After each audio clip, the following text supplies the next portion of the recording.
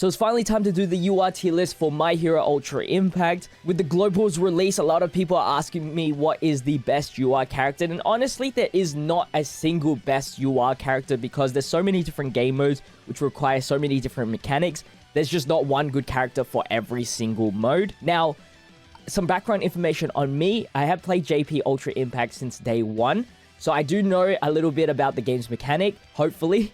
And with that, I'll probably give you one of the most accurate tier lists on this game, since I have played with majority of these characters, and I have pulled majority of these characters and used them at level 80.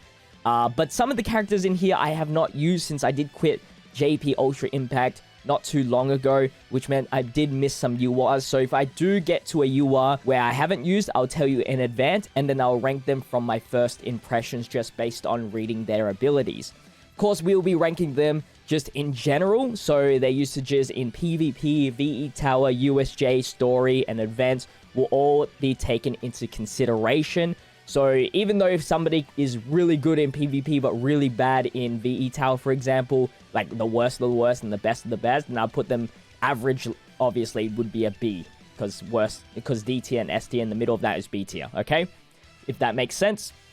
With that said, let's get started. There are 36 URs to go through, 33 for global, just because World Hero Mission units are only limited to JP Ultra Impact, which only appeared once in banners. So we'll rank them first since they're the least important for global players.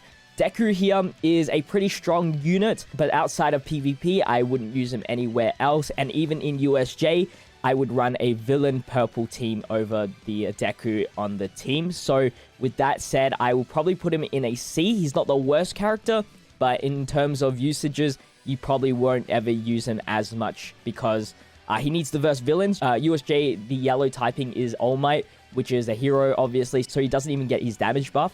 He was good in the story event, which is why he would be ranked higher, but obviously a story event is only temporarily. Then the Bakugou was used in PvP quite a bit. He's a very fast character, very strong character, so I'll give him an 8. There's nothing really else much to say about him. I'm not going to give you like the full rundown of each character. I'll leave the link in the description to the My Hero Academia Ultra Impact database if you want to read further to each character. And then the last World Hero Missions character, Todoroki, is an S tier. He had good abilities on him, freeze, burn. He had buffs to the allies, damage reduction, and skill power increase, so it made him like a good overall unit. He wasn't the fastest though, so that was a downfall, but other than that, like, he was almost a perfect character in my books. Then moving on, we should rank the newest character in the game, Nijiri. She's an S tier. She's the best healer in the game. She fills up plus ultra meter insanely fast. She has regenerative healing, which means turn by turn healing, and she has instant healing, which makes her just, you never die as long as you have somebody to tank for her. She doesn't like have the strongest damage output, but as a healer, I didn't really expect her to have that kind of damage. So yeah, she's still S tier. Good for PvP. She might be a little lackluster for VE Tower, but because VE Tower allows you to get points through plus ultras, I thought that would be a decent amount of points just to get for her. And then, of course, USJ, when you hit those higher difficulty stages, healing is actually going to be very helpful. Now, let's rank the other healers in the game here. We have Ochako, which I think is an A tier unit. She has the heals, of course, with the dodges. She can synergize well with some of the other characters. Because she's a green support as well, that makes her even more useful. And then her counter mechanic makes her take no damage for normal attacks, which is kind of nice for PvP. If you put her in like the support slot in PvP, her counters can actually rack up some amazing damage. And then all critical rate increases pretty nice. However, I will say VE Tower, not that useful. And a pretty huge cooldown timer.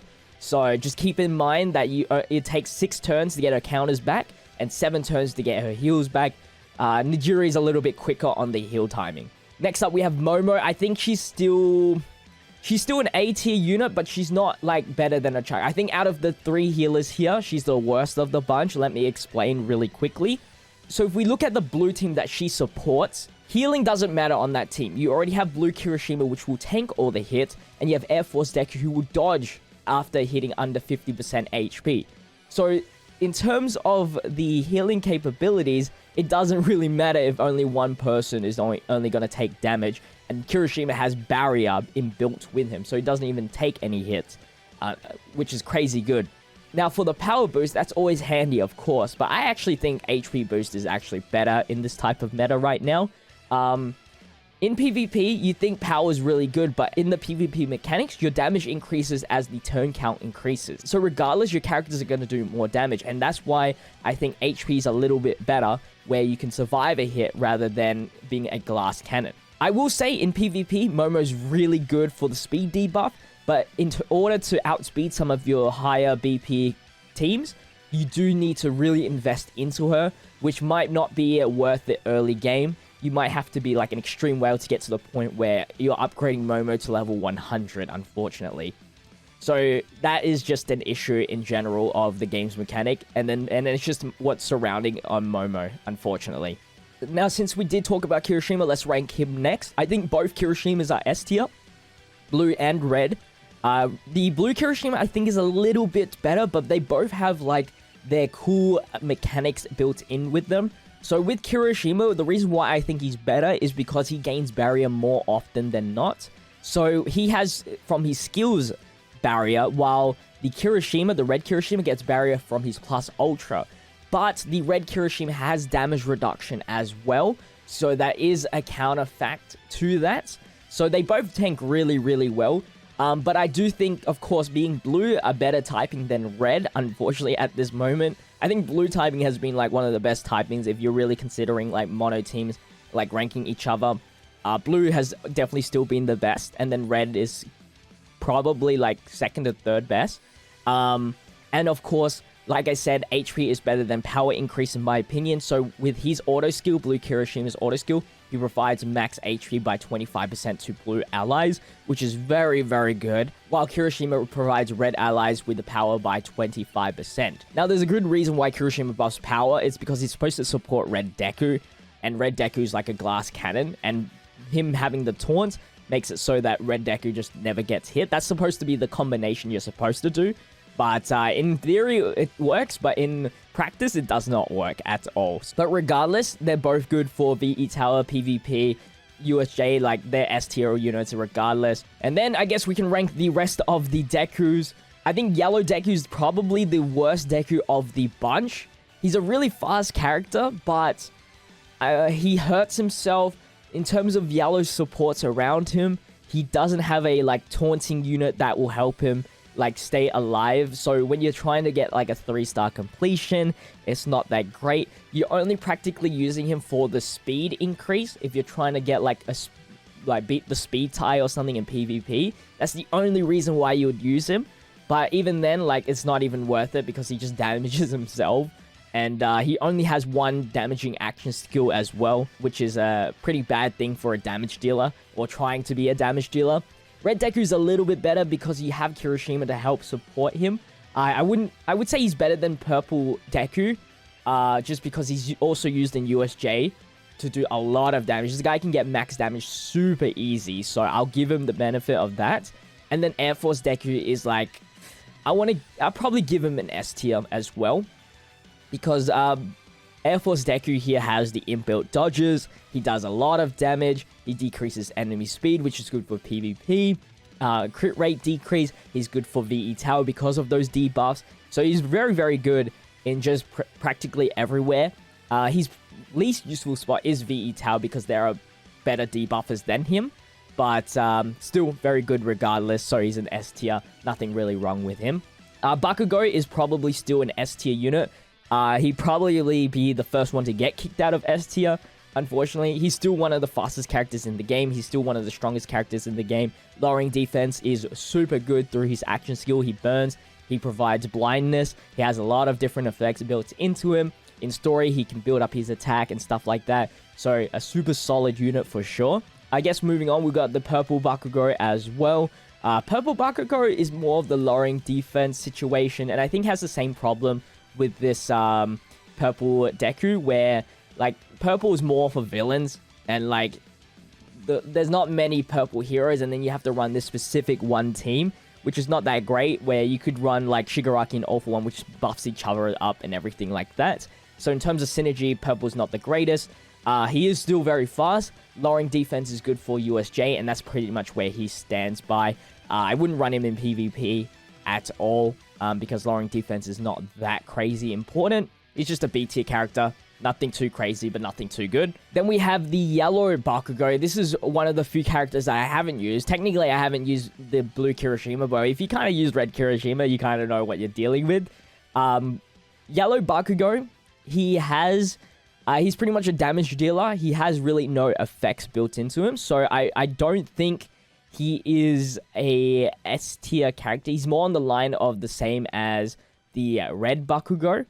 But I think he's a little bit worse than the red Bakugou, if I recall, because red Bakugou has some effects built into him. Yeah, he has a low chance to burn, which is not the greatest, but still better than the yellow Bakugou with no effects at all. This is just a pure damage dealer, and he increases his own speed. It's just a PvP guy, so I guess I could put him in B. Just a PvP guy. You can use him in USJ, I guess, technically. But, yeah, you can actually counteract this guy. I think if you speed debuff him, he actually does less damage from what I'm reading from the translations on his details. Looks like I missed one Deku at the bottom right. Green Deku is actually an A tier as well. He's the second best Deku, I think, in the game. I haven't used him personally, but he gains grit. He doesn't hurt himself, which is good. He increases his own speed and attack, which is good. And he gains a lot of grit. So his little thing is that he always survives on 1 HP. His plus ultra gives him grit twice, meaning he will survive 2 hits at 1 HP. And through his auto skill 2, he gets grit 3 times if your HP is 30% less. So in total, you should be getting 5 grits before he dies, which is 5 free hits on him. And if you have Nijiri as the healer, I mean, this guy's never dying because you're getting the heal. And if you're only basing Deku, like, this is a funny team build. An invincible team build. You have Ochako, you have the Nijiri, and then you have the Deku all in one team as the main slot. And you just keep doing damage with your Deku while keep on healing him. He always gains grit. He will never die. As long as you have Ochako providing some dodges, you'll be all good. That's where Green needs. Green needs a taunting, damage tanking unit, and then that green team would be probably really, really good. So I think just because he can survive a very long time, he is definitely an A. He's not really good at VE Tower, though. That's all I'll say about that. But everywhere else, very good. I guess we can move on to the Todorokis. Todoroki, for the green Todoroki, he's an A tier unit. I'll give him the S tier unit as well. I think in the same rating as the blue Bakugou. He has so many different utility. He is definitely pretty slow. So that's unfortunate right there. And but he gets the freezes, he gets the burns. In PvP, that's his weakest link, but regardless, in story, he can help you out just by AoEing all those 3 enemy fights and stuff like that. Yellow Todoroki is an A tier unit. He's the best burner in the game, I still think, currently, if I'm not mistaken. He has the highest chance to burn enemies, which can be easy points to rack up in VE Tower, which is where he's best useful for. And that's pretty much the reason why he's an A tier. He can do some nice burning on PvP as well, if that's something you want to do. But in terms of USJ, a lot of the enemies that you verse can't even be burned, or some even VE Tower stage you can't even burn. So you got to keep that into consideration, which is probably why he's not the top tier. So yeah, S tier for me. And then we have the purple Todoroki here, another character that I haven't used. But he's a crit rate machine. He gets a lot of crit rate, meaning he's good for VE Tower, because crit is the most important stat to increase in VE Tower to get the most points. He has burn, he has freeze, although not the greatest chances, but still very good. So I'll give him an A as well. You can't really go wrong with any Todoroki, to be honest. So just because he's like one of the few characters that can freeze the enemy. So that's just value in itself. And then we got many people's favorite Froppy. This is actually where I quit the game when she released, unfortunately. But based on what I've seen from her, she's not really exciting. She has a lot of debuffs, and she provides blue allies with a plus ultra gauge increase. But because you're comparing it with other blue characters as well, she doesn't really fit on like a team properly. The best thing I can think of is just VE Tower, because she provides different effects to the enemy, debuffs, and confusion. So just because she's really good in VE Tower but nowhere else, I'll probably put her in V. And then we have the one and only Tokuyami. Unfortunately, as much as I do like his art and I do like his character, he's not the greatest as well. Again, somebody that I think only works well in VE Tower or the last slot unit of your PvP team. He decreases enemies' crit rates. That's pretty much it. And then he provides double tap, which is where the value of the last character in PvP would activate. And then he has the speed buff and attack buff. So yeah, it's, again, another B tier. Almost like a low B tier, honestly. Mirio is an A tier unit. He can be very annoying. He has taunt, he has dodges, so that's pretty much it for him. Good for PvP, essentially. He was introduced when PvP came out, so obviously he's good for PvP. I think Shinso's is a high B. He has a lot of different effects that he can apply to the enemy, but other than that, again, that's just a VE Tower scenario. Remember when I said good for something, bad for something else, probably fits into B tier. I might honestly put Tokuyami in C tier as like just a below average. You let me know if I'm wrong, because like I just don't see his appeal. I think Yellow Almoit's aged quite a bit. He's still very strong, but that's about it. So I'll put him in like B tier. Just a very strong unit. It sucks that he gets debuffed turn by turn, which can be very annoying, which is the reason why he's not like the greatest character of all time. He's like a one-turn type of character. PvP doesn't last for one turn. It lasts for like 4, 5, 6 turns, depending on the enemy you're versing. So, you know what? I'll put him in C. Just not that crazy good. And he's only really doing a lot more damage if you're versing villains. Red All Might's a different story, though. He's an A tier. I wouldn't consider him an S tier unit. Again, he's just another damage dealer.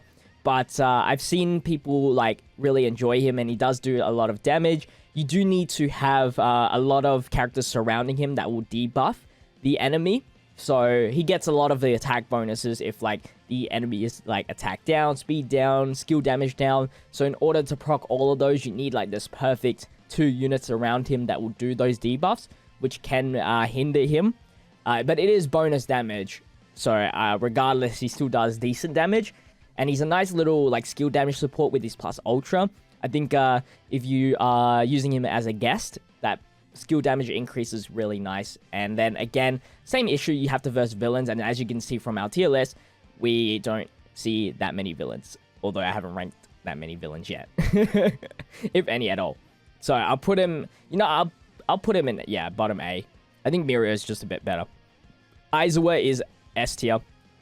He can seal the opponent's effects, removes the enemy's buffs, and he's a very fast unit, and he's a pro hero support. So, I mean, he's one of those long-lasting units.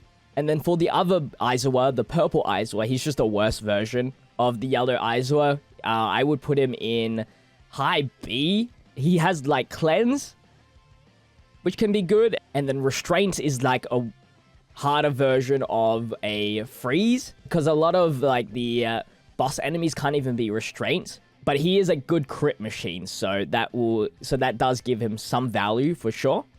Endeavour's an S tier unit. He's one of the fastest characters in the game, so PvP he's good.